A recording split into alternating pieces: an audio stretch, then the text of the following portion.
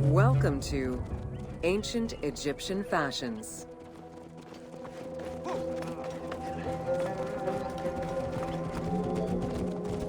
Learning what life was like for ancient Egyptians presents many differences, and yet also surprising similarities to how people might live today.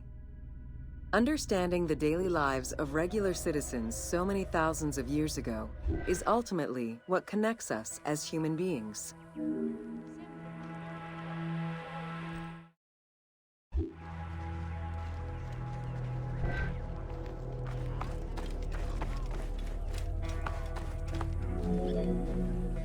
Jewelry was a popular item among ancient Egyptians of all social standing.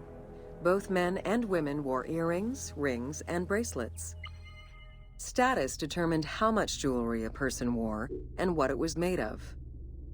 Common folk wore pearl necklaces, simple bracelets, and leather bangles. Brightly colored earthenware and glass paste were a favorite enhancement.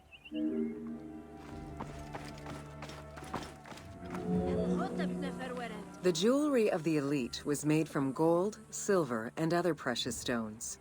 Because gold never lost its shine, it was considered akin to the flesh of the gods. Wide jeweled collars were a favorite.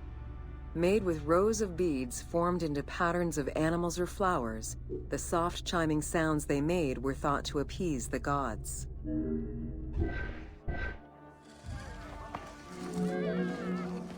Though idealized, tomb paintings are a catalog of the changing fashions of ancient Egypt from the Old to the New Kingdom.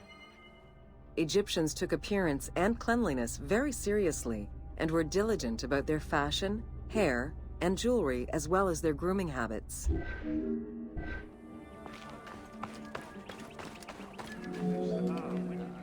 The fabric of ancient Egyptian clothing was almost entirely made from various grades of linen. Linen was commonly white, draped over the body, and cinched at the waist, though some garments were sewn or tailored. Wealthy men wore long tunics, loincloths, or kilts, while poor men only wore loincloths. Women wore long dresses, with differences residing in the quality of the fabric, depending on social status. Egyptians commonly went barefoot, but could also wear sandals made from papyrus fiber or leather.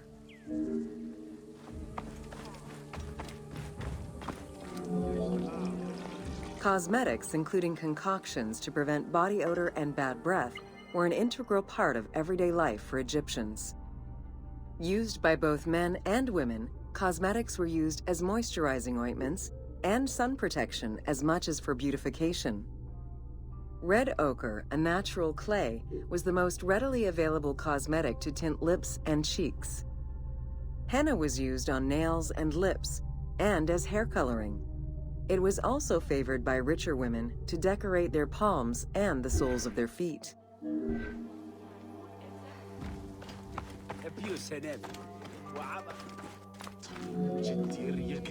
Egyptians believed kohl had magical powers, wearing it as black eyeliner to protect their eyes from the sun and to prevent eye infections from particles in the flooded Nile River.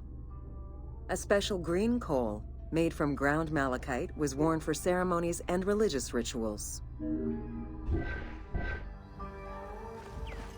It's here.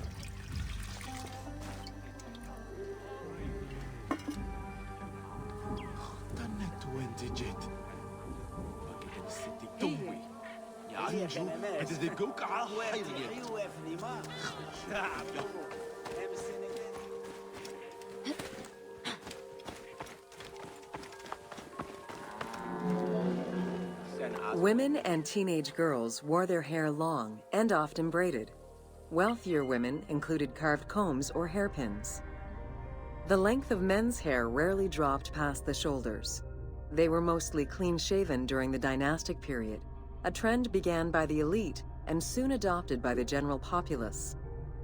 Queen Hatshepsut donned an artificial beard when she became pharaoh.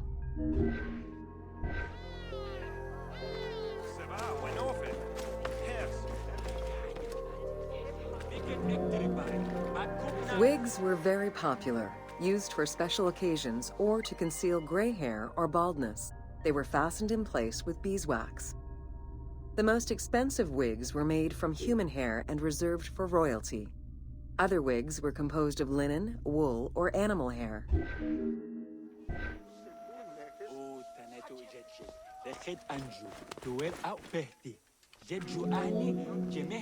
Prepubescent children generally had their heads shaved.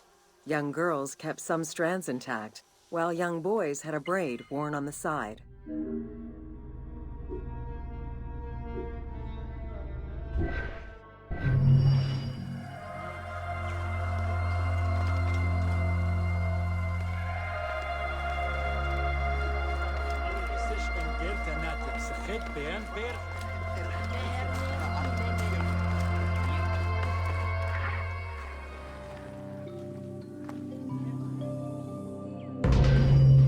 Welcome to Temples and Rituals of Ancient Egypt. During rituals and festivals, the god was carried on a solar barge between the areas of a temple or the temples of different cities. Funerary carvings and paintings covering thousands of years, as well as the Book of the Dead, depict the same ship and oar design. Solar barges have been uncovered near or within several pharaohs' tombs. They were intended to carry the pharaoh into the afterlife.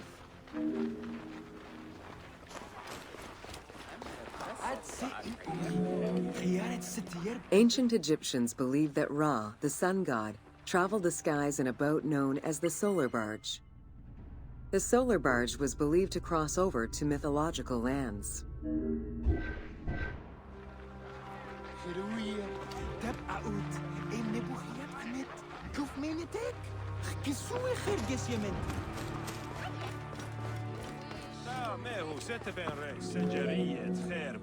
The god Ra believed mankind was conspiring against him.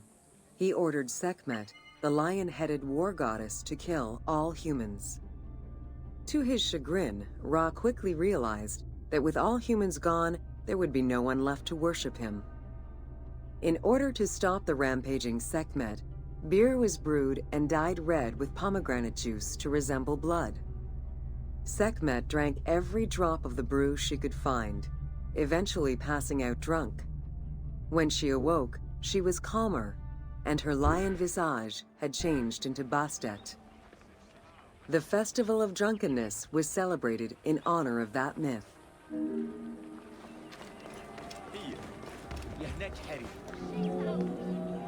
Unlike the daily rituals that took place in the temple and were performed by priests, festivals allowed the entire population of the city to participate. Festivals helped mark the passing of the seasons in the agricultural calendar. In reflecting the cycles of life, festivals offered a sense of consistency and structure for the regular citizens, thus reinforcing the sense of order that pharaohs were to provide for the citizens of Egypt as part of their godly duties.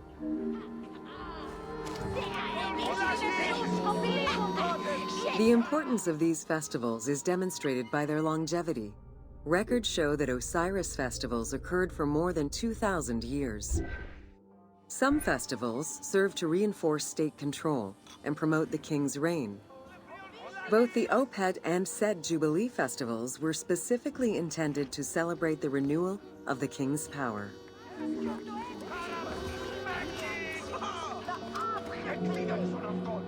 The temple hierarchy consisted of high priests, several types of priests, scribes, and servants.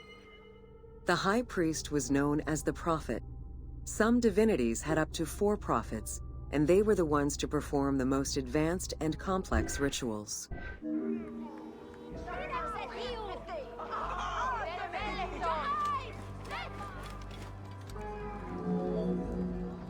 Egyptian priests were not confined to solely religious tasks, and in fact had crucial roles in Egypt's administration, most of which served to reaffirm the pharaoh as the proper vessel for the gods. Their focus within the temple was centered on the proper conduct of daily divine rituals, rather than as custodians of dogma or the indoctrination of individuals. Scribes were custodians of the sacred sciences. Some priests were associated with the funeral rites and were considered the group with medical knowledge. The servants of the Ka were low-ranking priests who carried food and offerings in funerary rituals. Lector priests were distinguished by their ability to read, and their main duty was to recite specialized religious texts in both temple and funerary rituals.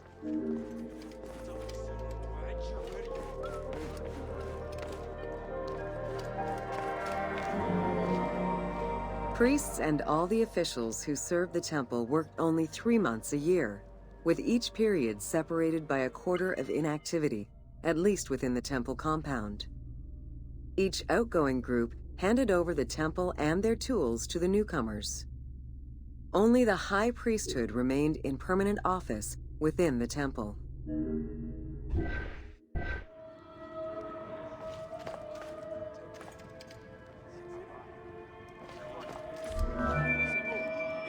The most sacred part of the temple was referred to as Jeser Jeseru, the Holy of Holies. The most sacred inner sanctuary was where the shrine to the temple deity was located. Only priests were allowed within. Offerings were given and rituals unseen by even the pharaoh were performed. While the team chose to allow any character access to this space in some game temples, normally it was reserved for priests alone.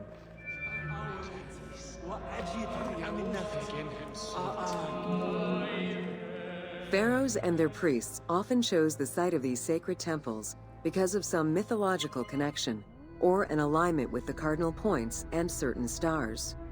Once selected, a foundation ritual was performed. The pharaoh was required to complete 10 steps in the ritual, which required a mix of offerings as well as specific construction techniques. Once the temple was complete, construction of the chamber containing the shrine, or naos, began.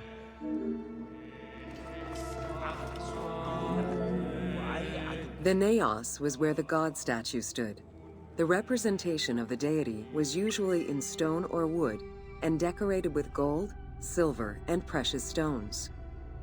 Smaller temples had only one naos, while larger complexes, such as the Temple of Karnak, had many chambers to honor gods, such as Amun, Ptah, and Osiris. Each statue was believed to be a receptacle for the presence or essence of the god's Ka, enabling it to take a physical form. Through the statue, the god came to the shrine to eat, drink, and communicate with the pharaoh, or with the priests standing in for the pharaoh.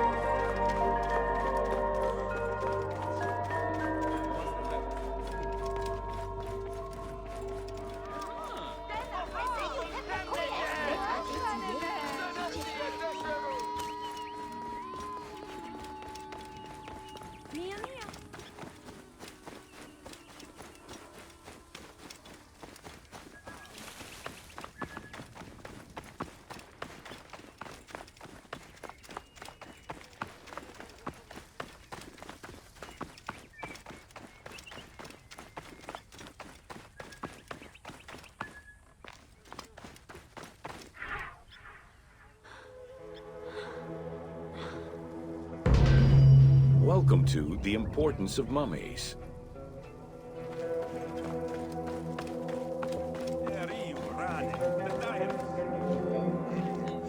The first hieroglyph for embalmer appeared in pyramid texts of the Old Kingdom. It is likely that embalming was a trade that progressed alongside the evolution of ancient Egyptian funeral practices. While we still know nothing of how embalming came to be a profession, we do know that embalmers had a hierarchy, and that each embalmer specialized in a specific phase of the mummification process.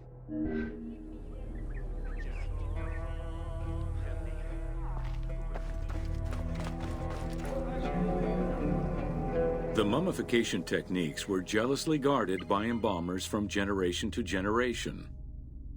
Despite their efforts, Herodotus and Diodorus discovered their methods in late antiquity, but historians were skeptical about the validity of the texts. It remained a mystery until two teams of modern medical legal scientists confirmed the process in 1994 and again in 2011.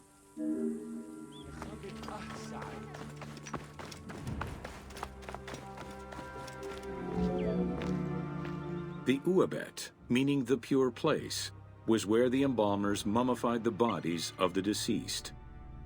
Until the end of the Middle Kingdom, it was located in tents at the edges of the city due to the smell of decomposition. In the New Kingdom, however, the Uabet was located within the city limits, though still in open-air spaces.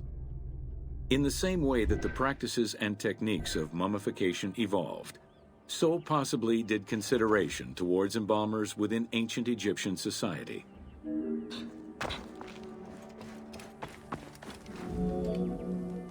The pharaoh had access to the most elaborate of mummification rituals. The richer citizens of Egypt also enjoyed complex embalming options, though none of them allowed for the removal of the brain or viscera. After purifying the body, embalmers injected a liquid through the rectum, sealed it, and allowed the mixture to settle. They then plunged the body into natron for up to 40 days. Once the body was dried, the seal was removed, and the entrails flowed out with the injected liquid, leaving the skin and bones of the deceased to be wrapped in linen and returned to the family for burial.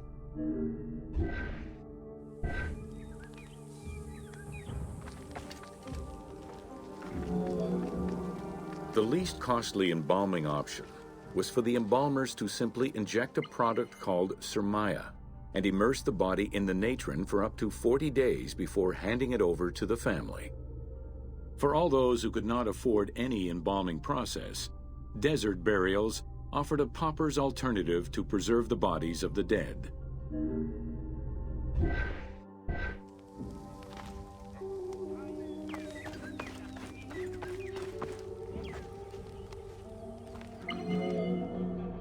Egyptian civilization has always appealed to Westerners, even before the Greek and Roman invasions. As early as the Middle Ages, mummies discovered by travelers were often sent back to Europe. Curio cabinets, dating from the 16th and 17th centuries, usually included pharaonic artifacts in their collections. The Egyptomania phenomenon was heralded by Napoleon Bonaparte's Egyptian campaign, which lasted from 1798 to 1802. The following years were marked by a resurgence of interest from rich enthusiasts and scholars who exposed Egypt to the general populace. Many research societies focusing on Egyptology were founded during those years.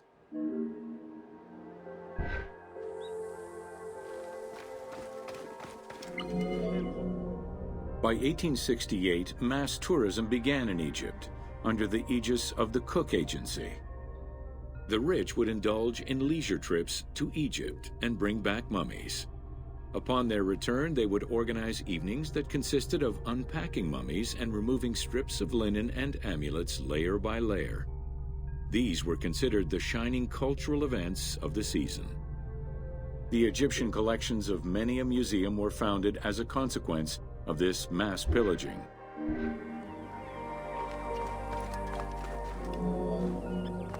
Thanks to those dubious parties, the fantasy of a mummy coming back to life, seeking revenge on its defilers, was born. The mummy malediction myth has remained steady in popular culture ever since, particularly in written media and cinema.